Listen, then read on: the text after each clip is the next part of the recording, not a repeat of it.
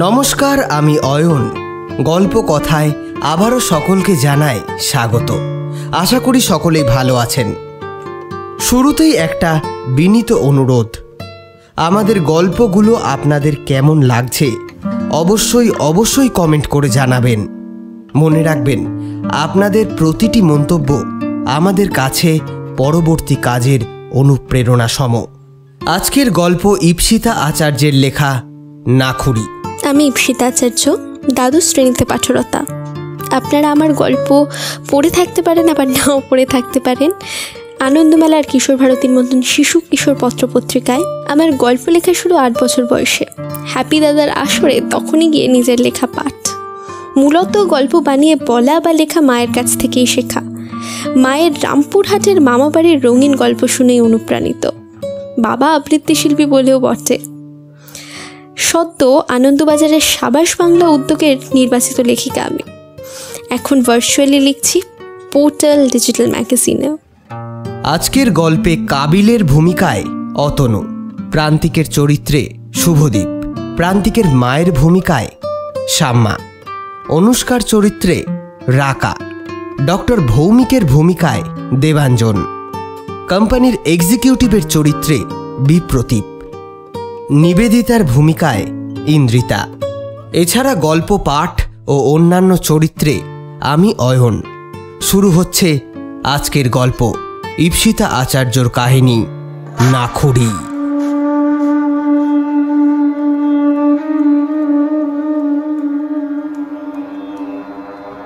প্রান্তিকের ঘুমটা কি যেন এক অচেনা অস্বস্তিতে ভেঙে গেল। অস্বস্তি নয়, একটা আওয়াজ। পাতলা কাপড়কে এক টানে ছিঁড়লে যেমন শব্দ হয়, কতকটা সেই রকম। অন্ধকারে চোখ সয়ে আসতে বুঝল সারা ঘরে একটা লালচে আভা।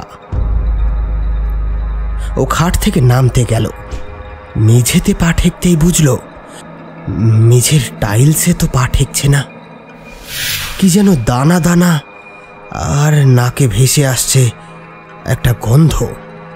গন্ধটা খুব একটা পরিচিত না হলেও প্রান্তিক জানি এই গন্ধটা ইতিপূর্বে সে 2-1 বার কোথাও পেয়েছে। মনে পড়ছে না কোথায়। খানিক সময় মনে করার চেষ্টা করল। তারপর মনে পড়ল ওর বোন বাড়িতে যখন গ্যাস ওভেনে কড়াই বসিয়ে তাতে নুন ঢেলে তার আঁচে কেক বানায়, তখন তাপে নুন পুড়ে গেলে অনেক সময় এই গন্ধটা পাওয়া যায়। কিন্তু ওর কলকাতার ফ্ল্যাটে এই মাঝরাতে এই গন্ধ কোত্থেকে আসবে? অদ্ভুত একটা অনুভূতি হলো প্রান্তিকের। ঝুঁকে ও মেঝের দানা দানা জিনিসটাকে হাতে নিল, অনুভব করল, তারপর জিভে ঠেকালো। আরে, এ তো নুন। তখনও সেই কাপড় ছেঁড়ার আওয়াজ আর গন্ধ সমান তালে বেড়ে চলেছে। শব্দের উৎস খুঁজতে গিয়ে প্রান্তিকের চোখ গেল ঘরের কোণে। দেখল দরজার পিছন দিক আর প্রান্তিকের সিটিং টেবিলের মাঝখানে মেঝেতে কে যেন বসে আছে। ঝুঁকে পড়ে 2 হাঁটুর মাঝে মাথাটা গুঁজে। এত রাতে ঘরের মধ্যে বাইরের লোক ভেবেই ছ্যাঁত করে উঠল ওর বুকটা। বেড সাইডে রাখা কাঁচের বোতলটা চেপে ধরল। কে কে কে ওখানে বলতেই নড়ে উঠল মূর্তিটা। এখন আর আওয়াজটা আসছে না। তার বদলে একটা অস্বস্তিকর নিস্তব্ধতা বিরাজ করছে গোটা ঘর জুড়ে। প্রান্তিক আবার চিৎকার করে উঠল, কে কে ওখানে? এবার একটা তীক্ষ্ণ আওয়াজ কানে এলো ওর, আর সাথে সাথে দেখল মূর্তিটা যেমন ভাবে বসেছিল ঠিক তেমন ভাবেই 2 হাতে ভর দিয়ে খুব দ্রুত গতিতে তার দিকে এগিয়ে আসছে। ভয়ে চোখ বোঝার আগে ওর নজর গেল মূর্তিটার হাত আর পিঠের দিকে। কোথাও চিড়ে গেলে যেভাবে জায়গা ফুলে ওঠে, মূর্তিটির সারা গায়ে সেরকম লম্বা লম্বা দাগড়া দাগড়া ফোলা। সেই ফোলাগুলোকে আবার মনে হচ্ছে কে যেন পুড়িয়ে দিয়েছে। ওই স্থানের চামড়াগুলো গলে গলে গিয়েছে একেবারে। এভাবে এক ভয়াবহ দৃশ্য দেখে চোখ বুজতেই অনুভব করলো এক ভয়াবহ যন্ত্রণা। চিৎকার করে চোখ খুলতেই দেখলো ও তো বিছানায় শুয়ে আছে। ঘরে যে লাইটটা জ্বালিয়ে শুয়েছিল সেটাও জ্বলছে, কিন্তু ওর পাটা এমন জ্বলছে কেন? ট্রাউজারটা তুলতেই চোখে পড়ল লম্বা লম্বা লালচে চেনার দাগ। বিছানায় উঠে বসল প্রান্তিক। বেড সাইডে রাখা কাচের বোতল থেকে ঢকঢক করে জল খেল। এই নিয়ে প্রায় 1 সপ্তাহ ধরে একই রকম স্বপ্ন রোজ দেখছে সে। এই স্বপ্ন দেখে ঘুমটা ভেঙে যায় তার। তারপর আর ঘুম আসে না, বলা চলে ঘুমাতে ভয় লাগে। কোথাও না কোথাও চেরার দাগ থাকে, আর হয় ভীষণ যন্ত্রণা। আর একটা অদ্ভুত ব্যাপার, কাটার দাগগুলো যেন শুকোতে চায় না। গত সপ্তাহে মুম্বাইতে ফেরার পর থেকেই এমনটা হচ্ছে তার সাথে। প্রান্তিক ভাবল মনে হয় কাজের চাপের কারণেই এসব হচ্ছে। ঠিক করলো আগামীকাল সকালেই সাইকোলজিস্ট আর ডার্মাটোলজিস্টের কাছে যাবে সে। এহেন কাঁটা দাগ গায়ে থাকলে ওর পেশাজনিত সমস্যা হতে পারে। তাছাড়া এই স্বপ্ন দেখার ভয়েই ও আলো জেলে শুচ্ছে, আর তাতেই হয়তো আরও বেশি ভয় পাচ্ছে ও। এসব 7-5 ভাবতে ভাবতে পাশ ফিরে ঘুমিয়ে পড়ল প্রান্তিক। কিন্তু এটা জানল না যে ও ঘুমিয়ে পড়ার পরই ঘরের আলো নিভে গিয়ে ঘর ভরে উঠল এক অদ্ভুত লালচে আভায়, আর মেঝেতে আস্তে আস্তে ফুটে উঠতে থাকলো অনেক অনেক নুন।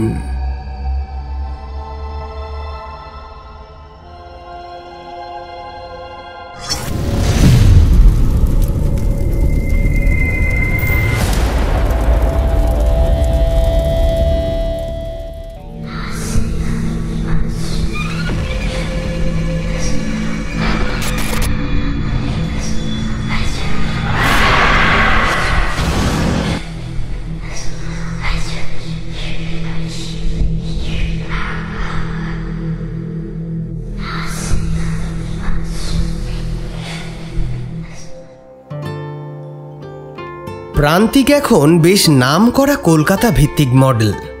বিভিন্ন নামি দামি জামা কাপড় তো বটেই, গাড়ি, ফিটনেস প্রোডাক্ট, ছেলেদের প্রসাধনী, সুগন্ধি ইত্যাদি প্রতিষ্ঠানের মুখ এখন প্রান্তিক। তবে সে গ্রামের ছেলে, সুনাম পেয়ে বকে গিয়েছে এরকমটা নয়। মাপা জীবনে বাধা প্রান্তিক। নেশা নামক শব্দটি থেকে শতক্রোশ দূরে থাকেও। কোনো খারাপ শখও নেই। 4টের সময় শরীর চর্চা দিয়ে দিন শুরু করে সে। তারপর 7টায় রাতের খাবার খেয়ে 9টার সময় ঘুমায়।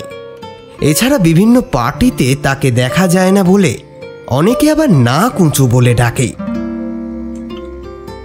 কিন্তু আসল কথা হলো এই যে প্রান্তিক সফলতার মর্ম বোঝে, কারণ এই সফলতা ও পেয়েছে অনেক কষ্ট করে। প্রান্তিকের আসল বাড়ি মধ্যমগ্রামের প্রত্যন্ত অঞ্চলে। সরকারি স্কুলে পড়াশোনা করেছে সে। বাবার মুদির দোকান, মা বাবা আর ছোট বোনকে নিয়ে তার এই সুখের সংসার। ইঞ্জিনিয়ারিং পরীক্ষা দিয়ে ভালো কলেজে জায়গা পেয়ে কলকাতায় পড়তে আসে সে। দেখতে প্রান্তিক আগাগোড়ায় সুন্দর, কাটা কাটা মুখের গড়ন, ব্যায়াম করে, নিয়মিত ফুটবল খেলা, পেটানো চেহারা। নিজের চেষ্টায় সাবলীলভাবে ইংরেজি বলাটাও শিখেছে। অনেকে তো ওকে মধ্যম গ্রামের ঋত্বিক রোশন বলেও ডাকত। কলকাতায় নানা প্রলোভন এড়িয়ে পড়াশোনা শেষ করলো অনেক কম বয়সে। এমএনসিতে চাকরিও পেল একটা বেশ ভালো। পরিশ্রমী বলে সুনাম ছিল অফিসে, কিন্তু অফিস করতে করতে শরীরচর্চা কিন্তু ছাড়েনি প্রান্তিক। বাবা মাকে টাকা পাঠিয়ে নিজের খরচ সামলে আরও বেশ কিছুটা টাকা সে রেখে দিত ভালোভাবে শরীরচর্চা করার জন্য। জিমে ভর্তি হলো, ত্বক চর্চা করতে লাগলো। এরই মধ্যে একদিন এক সুগন্ধি কোম্পানির একজন সহ প্রতিষ্ঠাতা ওদের অফিসে কোনো একটা কাজে এলেন। প্রান্তিকই ওনাদের সাথে চুক্তির বোঝাপড়া করেছিল। ভদ্রলোক প্রান্তিককে ভালোভাবে দেখে হঠাৎ বললেন, তুমি এখানকার কর্মচারী? আরে আমি তো আগাগোড়াই ভাবছিলাম তুমি বোধহয় কোনো মডেল। না না, সেরকম কিছু না স্যার, আসলে ওই নিয়মিত শরীরচর্চা করি, ওইটুকুই। তবে মনে মনে একটা ইচ্ছা আছে, যদি কখনো সুযোগ পাই, মানে ওই আর কি। ভদ্রলোক পকেট থেকে একটা কার্ড বের করে প্রান্তিকের হাতে দিয়ে বললেন, দেখো, চুক্তি তোমার কোম্পানির সাথে আমরা একটা শর্তে করতে পারি, যদি তুমি আমাদের সুগন্ধির অ্যাডভার্টাইজিংয়ে মডেলিং করতে রাজি হও। ওইসব ঘষা পেটা একই মডেল আর না, আমরা একটা আন করা নতুন মুখ চাই। কি ইয়াংম্যান, করবে তো? আনন্দে আত্মহারা প্রান্তিক জীবনের নতুন একটা অধ্যায় শুরু করলো সেদিন। এরপর একে একে প্রস্তাব আসতে থাকে অনেক অনেক নামকরা প্রতিষ্ঠানদের থেকে। বছর দুয়েক ঘুরতে না ঘুরতেই চাকরি ছেড়ে দেয় ও, ফ্ল্যাট কেনে, বাবার দোকানটাকে কমোডিটি স্টোর বানিয়ে দেয়। গাড়িতে করে ডাক্তারের কাছে যেতে যেতে এসবই 7-5 ভাবছিল প্রান্তিক। আঁচড়গুলিকে মামুলি দেখতে লাগলেও সারা গায়ে সেগুলি যেন জ্বলন ধরিয়ে রেখেছে। কেরিয়ারের মধ্য গগনে এসে প্রান্তিক এ কি বিপাকে পড়ল। চামড়ার ডাক্তারের চেম্বারে আগে ঢুকল প্রান্তিক। সমস্তটা দেখে বিশ্বস্ত ডাক্তার ভৌমিক বললেন, প্রান্তিক, এগুলো তো নখের দাগ, কিন্তু এভাবে ওপরগুলো ইনফেক্ট হয়ে রিকভারি লক হয়ে যাচ্ছে। ওষুধ দিচ্ছি, তবে শিগগির এরকম কাটা বন্ধ করতে হবে। এভাবে কে আঁচড়েছে? আর ওপর থেকে এভাবে ইনফেকশন, এরকম সাধারণত হয়ে থাকে যখন ধুলো, নুন, ঘাম এসব ক্ষতের ওপর এসে লাগে, তখন এভাবে পোড়া পোড়া ব্যাপার হয়। এই শীতের মধ্যে ঘাম হলেও তাতে নুন কিভাবে? প্রান্তিকের উত্তর কি দেবে? কোনো ক্রমে সেখান থেকে সাইকোলজিস্টের কাছে গিয়ে সমস্যার কথা জানাতে উনি বললেন ঘুমের অভাব, কদিন কাজ বন্ধ রেখে বিশ্রাম করতে, আর কিছু অ্যান্টি ডিপ্রেশেন্ট ট্যাবলেট দিলেন। সারা গায়ে এভাবে কেটে ছড়ে যাওয়ার ব্যাপারে ওনার মতামত, ওগুলো নাকি প্রান্তিকের নিজের হাত লেগেই হচ্ছে। প্রান্তিক আর আপত্তি করেনি, সোজা বেরিয়ে এসেছিল চেম্বার থেকে, কারণ একমাত্র ওই জানে ওর হাতে একটিও নখ নেই। বাড়ি ফিরে একটা ভিটামিন সি ট্যাবলেট এক গ্লাস জলে ফেলে চুমুক দিতে দিতে সোফায় গা এলিয়ে দিল প্রান্তিক। এমন সময় হঠাৎ তার মনে হলো, টক টক এই ভিটামিন সি এর জলে একটু নুন থাকলে কেমন হয়। ওকে সাধারণত খুব সামান্যই নুন খেতে হয় চেহারা ধরে রাখার জন্য, না খেতে খেতে তাই খাওয়ার ইচ্ছেটাও মরে গিয়েছে। তবে আজ হঠাৎ এরকম কেন লাগছে? ও পাগলের মতো ছুটে গেল রান্নাঘরের দিকে। মশলার দানি, তাক, কোথাও খুঁজে পাচ্ছে না নুনের শিশিটা। কোথায় গেল? এভাবে কিছু সময় খুঁজতে খুঁজতে একরকম সারা রান্নাঘরটাই তোলপাড় করে ফেলল সে। শেষ পর্যন্ত দেখল কি করে যেন রান্নাঘরের ডাস্টবিনের কাছে পড়ে রয়েছে নুনের কৌটোটা। নিজেকে অবাক করে দিয়েই সেখান থেকে খাবল মেরে কিছুটা নুন নিয়ে সরাসরি মুখে পুড়ে দিল সে। তারপর আয়েশ করে চুষতে থাকলো। এবার যেন শান্তি পাচ্ছে প্রান্তিক, স্নায়ুগুলো যেন মুহূর্তের মধ্যে শান্ত হয়ে গিয়েছে। আর সেই সাথে ফিরে এলো ওর স্বাভাবিক জ্ঞান বুদ্ধি। এটাও কি করছিল? এভাবে কেউ নুন খায় নাকি? এরকম কেন করছে ও? পাগল হয়ে যাচ্ছে তাহলে? আবারও এসব 7-5 ভাবতে ভাবতে দেখলো কিভাবে যেন ও রান্নাঘরটা এই কিছু মুহূর্তের মধ্যেই একেবারে ঘেঁটে ফেলেছে। তবে একটা জিনিস কিছুতেই ওর মাথায় আসছিল না। নুন তো সাধারণত ও ব্যবহার করে না বলে মশলার তাকের পিছনের দিকে ওটা রাখা থাকে। তাহলে এখন ডাস্টবিনের সামনে এসে পড়ল কিভাবে? আর ডাস্টবিনের সামনে থেকে তোলার সময় শিশির ঢাকনা বন্ধ থাকলেও শিশিটিতে তলানি নুন পড়েছিল। কিন্তু ও তো নুনের শিশি ব্যবহারই করে না। তাহলে ভর্তি শিশির পরিবর্তে শিশিটা এইভাবে খালি হলো কিভাবে? নিজের কোথাও ভুল হচ্ছে ভেবে রান্নাঘর গোছাতে লাগলো সে। কিন্তু তখন যদি ও মাথা তুলে কিচেনের চিমনির দেওয়ালটার দিকে একবার তাকাতো, তাহলে বুঝতো ওর কোথাও ভুল হয়নি।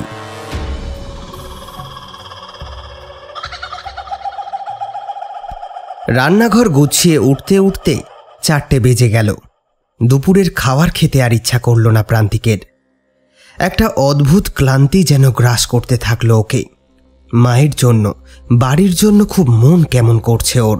মনে হচ্ছিল এক ছুট্টে বাড়ি চলে গেলে মা বুঝি সব ঠিক করে দেবেন। পর মুহূর্তে নিজেকেই নিজে ধমক দিল, an empty mind is a devil's workshop. কথাটা মনে পড়ে গেল।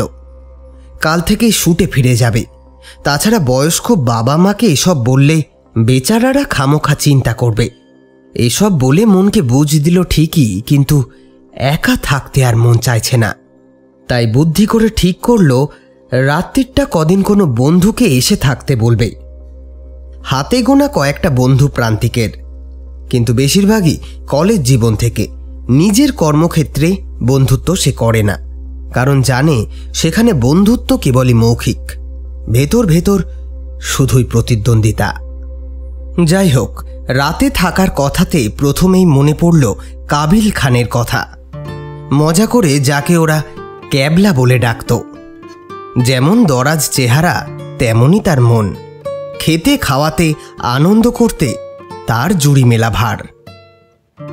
কলেজ বেলা থেকেই খাবার দাবারের রাশ টেনে রেখেছে প্রান্তিক, তাই কাবিল তাকে প্রায়ই বলতো, দেখ ভাই, এভাবে বাঁচা যায় না, বুঝলি তো। আর কতদিনই বা বাঁচবো? এভাবে না খেতে থাকা যায়? আর তুই যেসব খাস, বাপস, ওর থেকে বিষ খাওয়া অনেক ভালো। ভাবতে ভাবতে হেসে ফেলল মনে মনে। ওদিকে কাবিল আবার প্রান্তিককে পান্তুয়া বলে ডাকত। যেমন ভাবা তেমনি কাজ। চট করে ফোনালাপটা সেরে নিল প্রান্তিক। ছেলে তো ডাক পেয়েই একেবারে এক পায়ে খাড়া। তারপর বসলো ফোন নিয়ে খাওয়ার অর্ডার করতে। প্রান্তিক জানে অনেক সময় কঠোর ডায়েটের জন্য শরীর সঙ্গ ছেড়ে দেয়, তাই ভালো ভালো খাবার খাওয়া খুবই দরকার। মন খুলে অর্ডার করলো। স্টার্টার থেকে শুরু করে ড্রিঙ্ক, ডেজার্ট সবই প্রায় অর্ডার করলো সে। তারপর সোফায় গিয়ে চোখ বন্ধ করে শুয়ে পড়ল সে। এভাবে কাটলো বড়জোর 3-4 মিনিট। এমন সময় কলিং বেলটা ঝংকার দিয়ে উঠল। এত তাড়াতাড়ি কে এলো? ক্যাবলা নাকি তার অর্ডার দেওয়া খাবারগুলো? দুটোরই আশা প্রায় অসম্ভব। এসব ভাবতে ভাবতে সে এগিয়ে গেল। দরজা খুলতেই অবাক হয়ে দেখল সামনে কাবিল দাঁড়িয়ে। রাজারহাটে নিজের বার থেকে প্রান্তিকের নিউ টাউনের এই ফ্ল্যাটে 10 মিনিটের মধ্যে আসা তো অসম্ভব। তাহলে কি কাবিল অন্য কোথাও ছিল?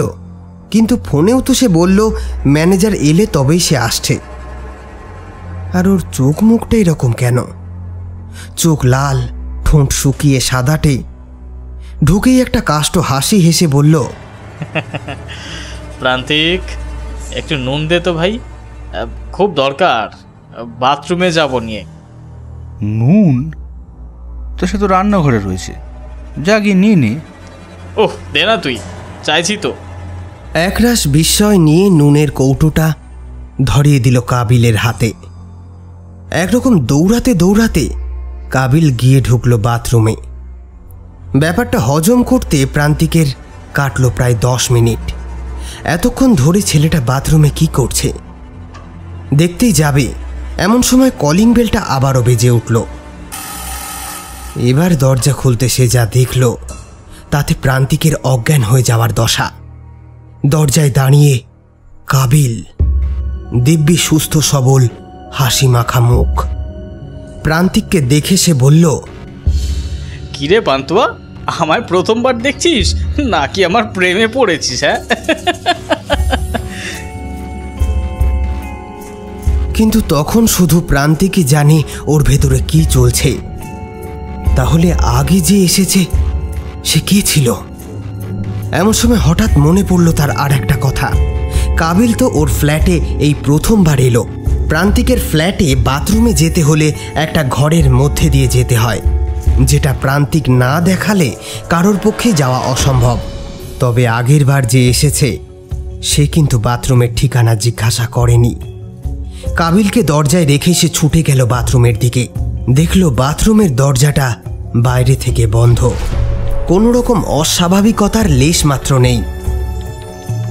কিন্তু ততক্ষণে যা হওয়ার তা হয়ে গিয়েছে। প্রান্তিক বুঝতেও পারল না ওর মাথার ওপর কি ভীষণ বিপদের মেঘ ঘনীভূত হচ্ছে। কাবিলকে আর সে এসব বলেনি, না বলে ভালোই করেছে। অনেকদিন পর বন্ধুর সাথে দেখা, নিজের জীবনের সমস্যা না হয় সে নাই বলল। পিৎজা, কাঠি roll, biryani, ice cream, chocolate cake ইত্যাদি দিয়ে খাওয়া হলো বেশ আনন্দ করে। কথায় কথায় অনুষ্কার কথা উঠল। যদি প্রান্তিক কলেজের ঋত্বিক হয় তবে অনুষ্কা ছিল প্রীতিজিন্টা। বাড়ির চাপে ইঞ্জিনিয়ারিং পড়লেও সবসময় ইচ্ছা ছিল মডেল হবে। ওর বাবা ছিলেন কলকাতার দুটো বিরাট বড় গাড়ির শোরুমের মালিক। ওনার কথায় শিক্ষিত হয়ে অনুষ্কা যা ইচ্ছে করতে পারে। তবে অনুষ্কাও পড়াশোনায় ছিল দারুণ ছাত্রী। লেখাপড়াকে মোটেই অবহেলা করত না সে। শিক্ষক শিক্ষিকারা তার ভীষণ ভদ্র ব্যবহারে তাকে সাংঘাতিক পছন্দ করত। তবে বাকি ছাত্রছাত্রীদের সে ধর্তব্যের মধ্যেও আনত না। বাবার টাকা, নিজের গুণ এসব মিলিয়েই এরকম দেমাগ ছিল ওর। তবে প্রান্তিককে অদ্ভুত রকম পছন্দ করত সে। যেভাবে পারত সাহায্য করার চেষ্টা করত। ওদিকে প্রান্তিক কারো সাহায্যে বেঁচে থাকা একদমই পছন্দ করে না। অনুষ্কাকে তাই সর্বদা এড়িয়ে এড়িয়েই চলত। একদিন দুম করে প্রেমের প্রস্তাব দিয়ে বসল মেয়েটা। তবে প্রান্তিক মুখের উপরে সরাসরি না করে দিল। তারপর কত শাসালো, কান্নাকাটি করল, জোরাজুরি করল, কিন্তু কিছুতেই নিজের মতের থেকে প্রান্তিককে সরাতে পারল না সে। অগত্যা আজীবন বন্ধুত্বের অঙ্গীকার করিয়ে নিল প্রান্তিককে দিয়ে। মেয়েটা এখন মুম্বাইয়ের টপ মডেল। নিজের কোম্পানিও আছে ত্বক চর্চার। তৎসত্ত্বেও ছুটে ছুটে বারবার সে কলকাতায় আসে শুধুমাত্র প্রান্তিকের সঙ্গে দেখা করতে। কিন্তু এইবার মুম্বাইয়ে কাজ থাকলেও প্রান্তিক মূলত গিয়েছিল ওর সাথেই দেখা করতে। ওকে সত্যিই খুব কাছের বন্ধু মনে করে প্রান্তিক, কারণ এতটা নিঃস্বার্থ আজকের যুগে কেই বা হয়। তবে এবার অবশ্য গিয়েছিল একটা বিশেষ খবর জানাতে। ও, আপনাদেরকেও তো বলা হয়নি, মিষ্টি একটা প্রেম করছে প্রান্তিক। মেয়েটি ওরই একটা মডেলিং করা ব্র্যান্ডের সেলস এক্সিকিউটিভ। 3 বছর ধরে চেনে একে অপরকে। অবশ্য এতদিন পরে জানতে পেরেছে তার প্রেমিকা নিবেদিতা অনুষ্কার স্কুল জীবনের বান্ধবী। মুম্বাইতে 2 দিনের জন্য গিয়েছিল। প্রথম দিন কাজ সেরে দ্বিতীয় দিন নিজের হোটেল সুইটে আমন্ত্রণ জানায় অনুষ্কাকে। পুরনো দিনের গল্প গাছা করতে করতে বলে, আচ্ছা অনুষ্কা, তোর স্কুলে নিবেদিতা সেন বলে কোনো বান্ধবী ছিল? হ্যাঁ, কিন্তু এটা তো বহুদিন আগেকার কথা। কেন বলতো? কি বলি বল, 3 বছর ধরে চিনি ওকে, অথচ রিলেশনশিপে আসার পরে এই 2 দিন আগে বলছে যে তুই নাকি ওর পুরনো বান্ধবী। বোঝো ঠেলা। এরপর যে প্রতিক্রিয়াটা আশা করেছিল প্রান্তিক সেটা মোটেও পেল না। তার বদলে ভীষণ অবাক হয়ে তুতলে গেল অনুষ্কা। কেমন করে যেন বলল, ও তোকে কি করে চিনল? হ্যাঁ, কি করে চিনল এত দূর? না না, এটা কিছুতেই সম্ভব না। এটা সম্ভব না। তুই আর ও। প্রান্তিক চিন্তায় পড়ে গেল এসব দেখে। ওকে বসিয়ে ভেতরে জল আনতে গেল, কিন্তু ফিরে এসে দেখল অনুষ্কা নেই। তারপর অনেক কল, অনেক মেসেজ করেছে, তবে উত্তরে খালি ঠিক আছে এই কথাটা ছাড়া আর কোনো জবাব পায়নি। এই ঘটনার পর প্রান্তিক চিন্তায় থাকলেও অনুষ্কাকে আর ঘাটায়নি।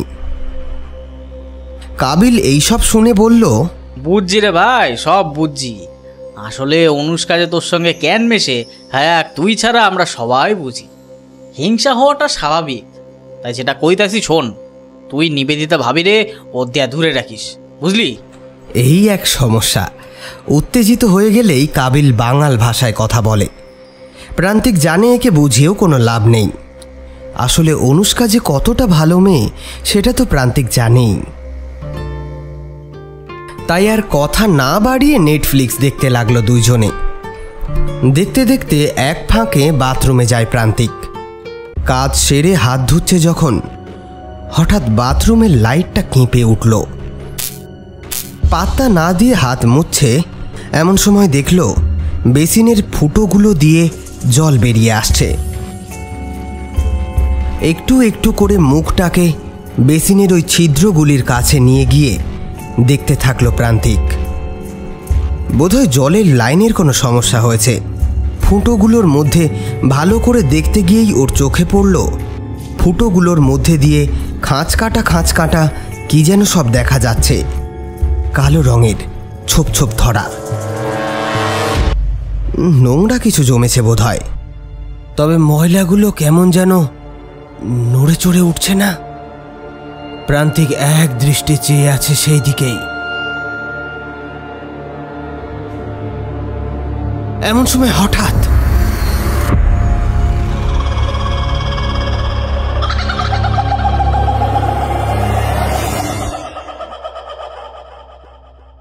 অনেকক্ষণ বাথরুম থেকে বেরোচ্ছে না ছেলেটা। কি করছে কে জানে। এসব ভাবতে ভাবতে বাথরুমের দরজা ধাক্কালো কাবিল। বার কয়েক ডাকাডাকি করেও সাড়া না পেয়ে খানিকটা ভয় পেয়ে গেল। এরকম করে মিনিট 15 কাটতেই কাবিল ফ্ল্যাটের আরও লোকেদেরকে ডেকে আনলো। সকলে মিলে দরজা ধাক্কা দিয়ে অবশেষে ভেঙে ফেলল দরজাটা। তবে এর পরের মুহূর্তের দৃশ্যের জন্য কেউ বোধহয় প্রস্তুত ছিল না। দরজার আড়াল চোখের সামনে থেকে সরে যেতেই সবাই চোখ বুজে ফেলল ভয়। একজন মহিলা ওখানেই বমি করে ফেললেন। কাবিল চোখ বড় বড় করে দেখল মাটিতে জ্ঞানহীনভাবে পড়ে আছে প্রান্তিক। মুখে বড় বড় নখের আঁচড়, যেন কোনো বন্য প্রাণী আঁচড়ে দিয়েছে। শুধু আঁচড় বললেও বোধহয় ভুল হবে। আঁচড়গুলো যেখানে যেখানে পড়েছে সেখান থেকে রক্ত নয়, মাংসটাই গলে গলে খসে পড়ছে। স্পেশালিটি হাসপাতালে রোমহর্ষক 4 রাত্রি কাটিয়ে 4টি অপারেশন হয়ে 5ম দিন সম্পূর্ণরূপে জ্ঞান ফিরে এলো প্রান্তিকের। ওই মুখের চোট ছাড়া শরীরে সেরকম আর কোনো ক্ষত ছিল না, কিন্তু পূর্ব পরিচিত হওয়ার কারণে ডাক্তারেরা জানতেন মুখের চোটগুলো ঠিক করা কতটা গুরুত্বপূর্ণ। 7 দিন বাদে তাই আগাগোড়া ব্যান্ডেজে মোড়া মুখ নিয়ে বাড়ি ফিরল প্রান্তিক। কাবিলই এতদিন ধরে ওর দেখাশোনা করছিল। এই কদিনে কাবিলকে যা যা দেখতে বা শুনতে বলা যায় সহ্য করতে হয়েছে, তা সহ্য করতে বন্ধুত্বের ঠিক কোন পর্যায়ে যেতে হয় সেটা বোধহয় কাবিল আর প্রান্তিকই জানে। কাবিল প্রান্তিকের বাড়ির লোকেদেরকে ফোন করে সবটা জানালেও আসতে বারণ করেছিল। তবে হাসপাতাল থেকে রিলিজের পর ওকে নিয়ে সোজা মধ্যমগ্রামে চলে আসে সে। ডাক্তারদের মতে এরকম ক্ষত তারা সাধারণত আগে কখনো দেখেননি। না কাটা না পোড়া, দুটো মেলালে যেমনটা হয় কতকটা তেমন। এটা কিছুর আঁচড় হতে পারে, কিন্তু এইভাবে চামড়াগুলো খসে যাওয়া খুবই অস্বাভাবিক। এই প্রশ্নের উত্তর হাসপাতালের কেউ দিতে না পারলেও শুধু এক বয়স্কা নার্স মাথা নাড়াতে নাড়াতে বলেছিল, খুব খারাপ লক্ষণ, খুব খারাপ। যাই হোক, তবে ব্যান্ডেজ খুললে যে সম্পূর্ণ দাগহীন মুখ পাবে এই আশ্বাসের সঙ্গে ডাক্তারদের কাছ থেকে বিদায় নিয়ে সরাসরি মধ্যমগ্রামে চলে এলো ওরা। এই কদিন রাতে প্রায় রোজই কি এক অচেনা আশঙ্কায় চেঁচিয়ে ওঠে প্রান্তিক। কাবিল বুঝেছিল এগুলো সাধারণ ব্যাপার নয়, অতি প্রাকৃতিক কিছু জড়িত রয়েছে এর সাথে।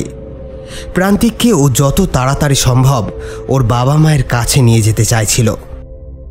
অবশেষে মধ্যমগ্রামে এসে কিছুটা স্বস্তির নিঃশ্বাস ফেলল কাবিল। তবে এসে থেকে প্রান্তিকের মায়ের ওই বুক ফাটা হাহাকার কান্না আর সহ্য করতে পারছিল না কাবিল। কাঁদতে কাঁদতে যতবারই বলছিলেন, আমার নিরীহ ছেলেটার সাথে কে এমন করবে, ততবারই কাবিলের বুকটা ফেটে যাচ্ছিল। তবে ওর কানে বাজছিল প্রান্তিকের বলা সেদিন রাতের কথাগুলো। যেদিন প্রথম প্রান্তিকের জ্ঞান ফিরে এলো, রাত তখন 2টো।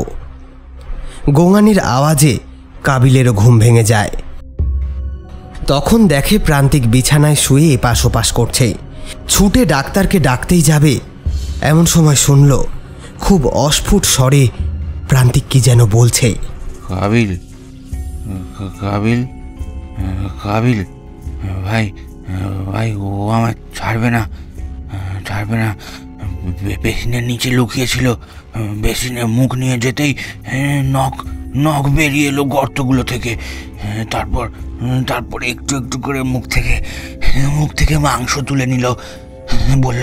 বলল ছাড়বে না ভাই, আমায় ছাড়বে না, ছাড়বে না। কাবিল সজাগ হয়ে দাঁড়ালো। প্রান্তিক, এই প্রান্তিক, আরে কি হলো? আরে কে ছাড়বে না বল, কে? কেউ কিচ্ছু করতে পারবে না, আমি এক্ষুনি পুলিশে খবর দিচ্ছি, তুই কোনো টেনশন নিস না। এবার খপ করে কাবিলের হাতটা চেপে ধরে প্রান্তিক বলল, পুলিশ ওর কিচ্ছু করতে পারবে না। ও মানুষ নয়, ও মানুষ নয়, ও তোর আমার মতো নয়। ওকে আমি আগে ভাবতাম, স্বপ্নে দেখেছি, কিন্তু না না না না না, ও আমাকে আঁচড়ে কামড়ে নিজের মতো বানিয়ে ফেলবে, নিজের মতো বানিয়ে ফেলবে। গাবারা আঁচড় কামড়, ঘেন্না লাগছে আমার।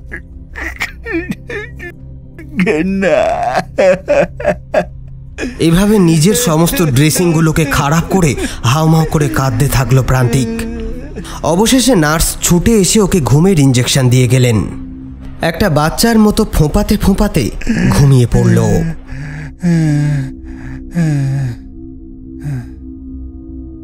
তারপর থেকে ওকে প্রায় সময়ই ঘুমের ওষুধ দিয়ে রাখতে হতো, না হলে ভয় পেয়ে চিৎকার চেঁচামেচি করত, আর তার ফলে নষ্ট হয়ে যেত ওর মুখে বাঁধা ব্যান্ডেজগুলো। সেদিন রাতে বসে সমস্তটা প্রান্তিকের মাকে শোনালো কাবিল। ও আশা করেনি এরকম একটা কান্নাকাটির পর মহিলা এত শক্তভাবে পরিস্থিতিটা গ্রহণ করবেন। উনি যেন কিসের একটা ভরসা পেলেন। বললেন, এবার আমি দেখি আমি থাকতে আমার ছেলের কে কি করতে পারে। তারপর কাবিলের হাত দুটো সস্নেহে ধরে বললেন, বাবু, তোমায় ধন্যবাদ জানালে ছোট করা হবে। আমি শুধু এই জানি, আজ থেকে আমার আর একটা ছেলে আছে, তুমি। এতদিন নিজের ভাই ছাড়া বিদেশ বিভুয়ে কে কাকে আগলে রাখে? তা মায়ের কাছে আর কদিন থেকে যাও না, ভাইটিকে সুস্থ করে নিয়ে যাবে না? কাবিল নিজের আম্মিকে হারিয়েছে বহুদিন হলো। মাতৃস্নেহ পেয়ে তার চোখটা চিকচিক করে উঠল, সাথে শক্ত হয়ে উঠল চোয়াল। প্রান্তিক আমায় মানুষ হতে শিখিয়েছে। আমার ভালো জীবনের পেছনে ওর অবদান অগণিত। ওর এই অবস্থা যে করেছে মা, আমি তাদের ছাড়ব না। পরের দিন সকালে কাবিল দেখল বাড়ির বাইরে গাড়ি তৈরি। প্রান্তিকের মা এসে ওকে তৈরি হয়ে নিতে বললেন। বাইরে এসে দেখল প্রান্তিককে ধরাধরি করে ওনারা গাড়িতে তুলছেন। সাথে রয়েছে ওর বোন, দেখতে ঠিক প্রান্তিকের মতোই মিষ্টি। লাজুক একটা হাসির বিনিময় হতেই গলা খাঁকারির আওয়াজ পেল কাবিল। ব্যান্ডেজ করা মুখের মধ্যে দিয়েই চোখ দেখাচ্ছে প্রান্তিক। হেসে উঠল কাবিল আর প্রান্তিকের বোন সুমি। মনে মনে একটাই দোয়া করল কাবিল, হে আল্লাহ, সব ঠিক করে দাও আগের মতো। আচ্ছা মা, আমরা কোথায় যাচ্ছি? কাবিলের প্রশ্নে স্মিত হেসে প্রান্তিকের মা মৌবনী দেবী বললেন, আমাদের কুলদেবতার মন্দিরে বাবা। সেখানে মধুসূদন মহারাজ রয়েছেন, আমার শেষ ভরসা উনি। মন্দির শুনে উসখুস করে উঠল কাবিল। বলল, মা, মানে আমায় যেতে, মানে বলছি কি যে মন্দিরে ঢুকতে দেবে আমায়? ও মা, তুই তো আমার ছেলে, আমার ছেলেকে কারুর আটকানোর সাধ্যে আছে নাকি? কাবিলের মুখটা উজ্জ্বল হয়ে উঠল।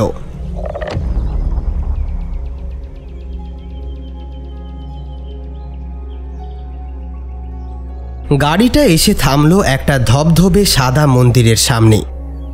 কাবিলের মনটা যেন প্রশান্তিতে ভরে উঠল। মন্দিরের সামনে বসেছিলেন দোহারা চেহারার ফর্সা একজন ভদ্রলোক, পরনে একটা সাদা ধুতি আর গায়ে উত্তরীয় জড়ানো। মৌবনী দেবী সুমি সবাইকে প্রণাম করতে দেখে ভদ্রলোকের পায়ের সামনের মাটি ছুঁয়ে সালাম করল কাবিল। মিষ্টি হেসে ভদ্রলোক ওকে বুকে টেনে নিয়ে বললেন, আরে আল্লাহ আর ভগবান কি আলাদা? কি আলাদা নয় তো? তেমনি তুই আর প্রান্তিকও আলাদা নোস। তুই ওর প্রাণ বাঁচিয়েছিস। শোন, মানব ধর্মের ওপর আর কিছু নেই। চল চল দেখি কি হয়েছে।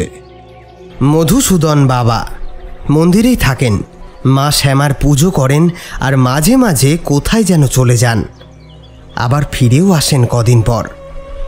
সব কিছু শোনার পর উনি প্রান্তিককে মুখের ব্যান্ডেজটা খুলতে বললেন। ইতস্তত করে খুলে ফেলল প্রান্তিক। মুখের আবরণ খুলতেই রীতিমতো চমকে উঠে চোখ সরিয়ে নিলেন মধুবনী দেবী আর সুমি। মধুসূদন বাবাও একটু কেঁপে উঠলেন যেন। উচ্চস্বরে বললেন, না খুড়ি, না খুড়ি। কাবিলের সাহায্যে আবারও ব্যান্ডেজটা ঠিক করে নিল প্রান্তিক। মধুসূদন বাবা ওর মাথায় হাত বুলিয়ে জিজ্ঞেস করলেন, খুব কষ্টে আছিস না রে? রাতে মনে হয় কেউ নজর রাখছে তোর ওপর। হ্যাঁ, মনে হচ্ছে ইচ্ছে করে তোর দৈহিক রূপ নষ্ট করার জন্য কেউ আক্রমণ করছে তোকে বারবার। এক একটা কাঁটা যেন সারা শরীরে জ্বালা পোড়া ধরিয়ে দিচ্ছে। তাই তো এইসব নাখুড়িরই কাজ। নাখুড়ি লাগিয়েছে তোর পিছনে, কেউ নাখুড়ি লাগিয়েছে। নাখুড়ি হলো একরকম একটি জীব যা নিম্নমানের তন্ত্র দ্বারা লোকের ক্ষতি সাধনের জন্য নির্মিত। দৈহিক ক্ষতি কিংবা বিকৃতিতে মৃত কোনো মহিলার আত্মাকেই নাখুড়ি করা যায়। যেরকম রেলে কাটা পড়ে বা পুড়ে কেউ মরলে তার আত্মাকে নাখুড়িতে পরিবর্তিত করে নিম্নমানের তন্ত্র সাধকেরা। সাধারণত প্রেমিক প্রেমিকার মধ্যে বা পেশাগত কোনো শত্রুতা থাকলে উদ্দিষ্ট ওই ব্যক্তির ওপর এই নাখুড়িকে চালনা করা হয় দৈহিক ক্ষতি সাধনের জন্য। এরা নুন খেতে খুব ভালোবাসে, কিন্তু নিজের থেকে নুনে হাত দিলে নুন নষ্ট হয়ে যায় বা পুড়ে যায়। তাই যে উদ্দিষ্ট ব্যক্তির ক্ষতি সাধনে সে নির্মিত হয়েছে তার হাতের নুন পাওয়ার চেষ্টা করে। আর একবার নুন পেলে আস্তে আস্তে গ্রাস করে সেই ব্যক্তিকে। ভেবে দেখতো বাবা, এরকম তোর কোনো শত্রু আছে কিনা? কিরকম শত্রু বাবা? যে কিছু আশা করে পায়নি, অথচ তার পরিচিত কেউ তোকে আধার করে সেটা পেয়েছে। যার মনে অপূর্ণ ইচ্ছে রয়েছে অনেক, তোকে বা তোর খুব কাছের কাউকে সে হিংসে করে। মধুসূদন বাবার এহেন বর্ণনা শুনে কাবিলের মুখ ফুটে বেরিয়ে এলো একটা নাম, অনুষ্কা। প্রান্তিকের ভাবনায়ও ফিনকি দিয়ে অনুষ্কার কাজ করার পেছনের যথাযথ কারণগুলো গড়িয়ে গড়িয়ে আসতে থাকল। অনুষ্কা অন্ধভাবে ওকে চাইত, নিবেদিতাও তাই। সত্যি বলতে নিবেদিতার সাথে ওর যোগাযোগই ছিল না। ওরকম কত কোম্পানির মডেলিং তো প্রান্তিক করেছেই, তবে নিবেদিতাকে এক্সিকিউটিভ কম, মডেলদের মতোই বেশি লাগে। একবারও নিবেদিতাকে জিজ্ঞেসও করেছিল মডেলিং কেন করেনি। উত্তরে নিবেদিতা বলেছিল, দেখতে ভালো হওয়াটা গরিবের ঘরে কোনো মানেই রাখে না। আমারও অনুষ্কার মতো মডেল হওয়ার ইচ্ছে ছিল খুব। ছোটবেলায় দুজনেই খুব কাছের বন্ধু ছিলাম বলে হয়তো ইচ্ছেগুলোও একই রকম ছিল। অনুষ্কা আর আমার পার্থক্য ওখানেই হয়ে গেল যেখানে বাবার ব্যবসা ডোবার পরে আমার প্রাইভেট টিউশনিগুলো ছাড়িয়ে দিল। তাও আমি নিজের অধ্যাবসায় ভালোই পড়ছিলাম। ও তখন শিক্ষক শিক্ষিকাদের উদ্বুদ্ধ করে তুলল যে আমি নাকি খারাপ হয়ে যাচ্ছি। স্বভাবতই তাদের খারাপ নজর আমার উপর পড়তেই আমারও মন খারাপ হতে থাকলো, আর সাথে পড়াশোনাও। ও আমার একসময়ের প্রিয় বান্ধবী হলেও আমায় এড়িয়ে চলতে থাকলো। তাই বাধ্য হয়ে আমিও অন্য সঙ্গ নিলাম। আমার বাবা মাকে নাকি বোঝালো আমি নাকি বকে যাচ্ছি। 12 পাশ করলাম দুজনেই। ও পেল 97%, আর পরিস্থিতির চাপে পড়ে আমি পেলাম মাত্র 75। ও সরকারি ইঞ্জিনিয়ারিং কলেজে সুযোগ পেল, ভালো মডেলিং ইনস্টিটিউটে ভর্তি হলো, আর আমি অগত্যা নর্মাল কোর্স করতে করতে MBA প্রস্তুতি নিতে থাকলাম। বাবাকে মডেলিংয়ের কথা বলতে স্পষ্ট না করে দিলেন। কিন্তু বিশ্বাস করো প্রান্তিক, আমি কিন্তু মনে কোনো রাগ পুষে রাখিনি। ওর খুব ভালো হোক, আমি এটাই চাই। ও আমার মুখ দর্শন করতে চায় না বলে আমি ওর সামনাসামনি হইনি আর কখনো। প্রান্তিক জানতো অনুষ্কা রাগী স্বভাবের, তবে এরকম ওর যেন কেমন বিশ্বাস হচ্ছিল না। এখন সত্যি বলতে সবটা পরিষ্কার হয়ে যাচ্ছে একটু একটু করে। অনুষ্কার নিবেদিতার থেকে সব কিছুতেই বড় হয়ে আঁশ মেটেনি। এবার ওর কাঙ্ক্ষিত মানুষটাকে নিবেদিতা যখন সোজা পথে পেয়ে যাচ্ছে, তখন অনুষ্কার রাগ তো হবেই। অস্পষ্টভাবে প্রান্তিক বলল, হ্যাঁ বাবা, অনুষ্কাই, যা করতে হয় আমরা রাজি। আমি 100% নিশ্চিত এ কাজ অনুষ্কারই। মধুসূদন বাবা একটু চুপ করে থেকে মাথা নাড়িয়ে বললেন, বেশ, এতটাই যখন নিশ্চিত, তখন আমি উপায় আজকেই বাতলে দিচ্ছি। তবে মনে থাকে যেন, ভুল লোককে এই উপাচার দিলে তার প্রাণ সংশয় তো হবেই, সাথে যে নাখুরি লাগিয়েছে তার উদ্দেশ্যও সফল হবে।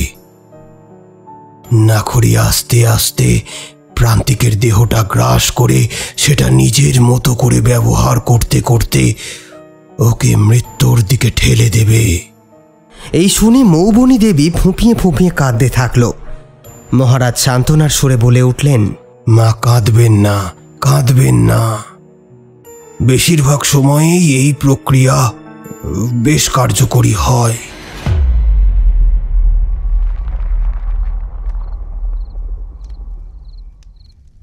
সেদিন রাত 1:15 নাগাদ স্নান করে শুদ্ধ দেহ মনে মন্দিরে এলো কাবিল আর প্রান্তিক।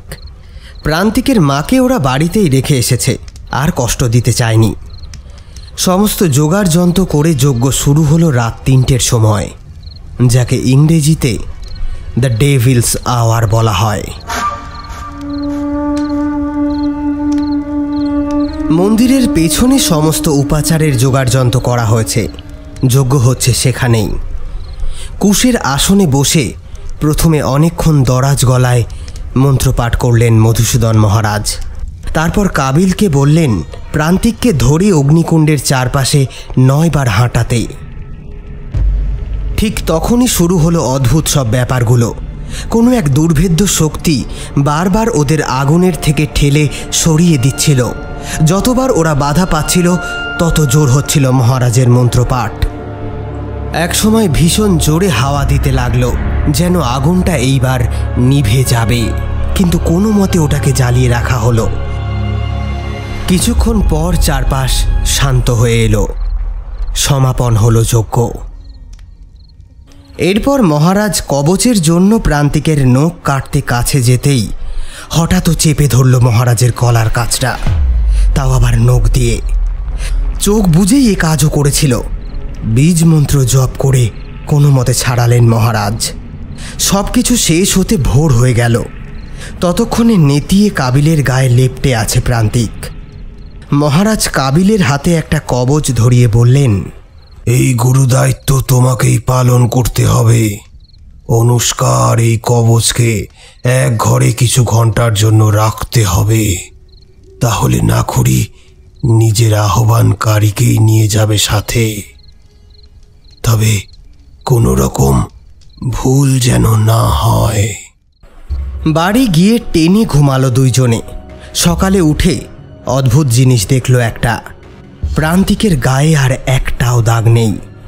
বুঝল ওরা ঠিক দিকেই এগোচ্ছে। কাবিল কবচটা নিয়ে কলকাতার উদ্দেশ্যে বেরিয়ে পড়ল, আর অনুষ্কাকে ফ্ল্যাটে আসার জন্য মেসেজ করে দিল প্রান্তিক। আগেও খবর নিয়ে জেনেছিল অনুষ্কা এখন কলকাতাতেই রয়েছে। প্রান্তিকের মেসেজের জবাব এলো। অনুষ্কা 1 ঘন্টার মধ্যেই তার ফ্ল্যাটে আসছে। প্রান্তিকের ফ্ল্যাটটা নতুন আর ভীষণ পরিমাণে ফাঁকা। রুমে কবচটা রেখে ফ্ল্যাটের বাইরে আড়ালে অপেক্ষা করতে লাগলো কাবিল। কিছুক্ষণ পর অনুষ্কা এলো। বেল বাজালো কিছুক্ষণ, তারপর দরজা ঠেলে ঢুকে গেল ভিতরে। অল্প কিছুক্ষণ অপেক্ষা করে কাবিল নিঃশব্দে ছুটে গিয়ে দরজাটা লক করে দিল বাইরে থেকে। মিনিট খানিক বাদে ভীষণ জোরে ভেসে এলো অনুষ্কার গলার চিৎকার, সাথে দরজায় ধাক্কার পর ধাক্কা। বাইরে দাঁড়িয়ে কাবিল ভাবল, কি জোর চেঁচাই রে বাবা। ভাগ্যিস দরজা জালনায় সাউন্ড প্রুফ ম্যাট লাগিয়ে রেখেছিল। একটু পর আবারও চারিদিক নিস্তব্ধ হয়ে গেল। মুচকি হাসল কাবিল। ভাইকে রক্ষা করতে একটা খুন অনায়াসে লুকিয়ে ফেলা যায়, আর এই খুন তো সে করেনি, খালি আয়োজনটুকু করেছে। সমস্ত কাজ মিটিয়ে হালকা মনে ফোন করল প্রান্তিককে। প্রথমবার ফোনটা বেজে বেজে কেটে গেল। দ্বিতীয়বারে রিসিভ করল। ওপার থেকে ভেসে এলো প্রান্তিকের ভয়ার্ত কণ্ঠস্বর। কাবিল, কাবিল, আমার সারা গায়ে আবার নখের দাগ, রক্ত, সারা গা জ্বলে যাচ্ছে। ভাই কি হবে, কি হবে ভাই? আমায় বাঁচা, বাঁচা ভাই।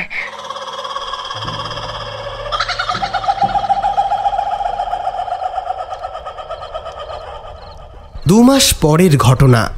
মধুসূদন বাবা আগুন জ্বালিয়ে মন্দিরের পিছনে বসে রয়েছেন। ওনার সামনে একটা কালো গাড়ি এসে থামল। তার থেকে নামলেন এক মহিলা। মহিলা না বলে অল্প বয়সী মেয়ে বলা চলে, পরমা সুন্দরী। গাড়ি বেরিয়ে গেল। আগন্তুকের দিকে তাকিয়ে মুচকি হেসে মধুসূদন বাবা বললেন, আসো আসো, কেমন এক ঢিলে 2 পাখি মারলাম বলো। তোমার ইচ্ছে মতো প্রান্তিকের পেছনে নাখড়ি লাগিয়ে সন্দেহের তীর অনুষ্কার দিকে ঘুরিয়ে ওকে প্রথমে, তারপর প্রান্তিককে খেচাক। কাবিলটা তো বদ্ধ উন্মাদ এখন।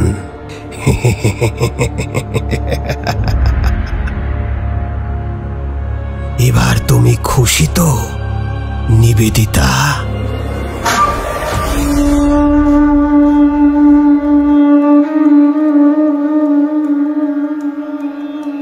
আপনারা শুনছিলেন নাখুরি।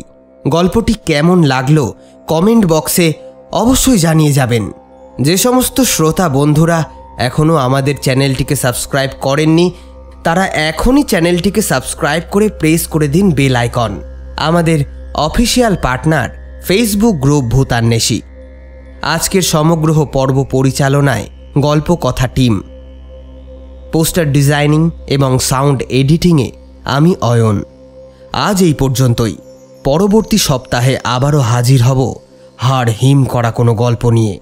ততক্ষণ সুস্থ থাকুন, শুনতে থাকুন গল্প কথা।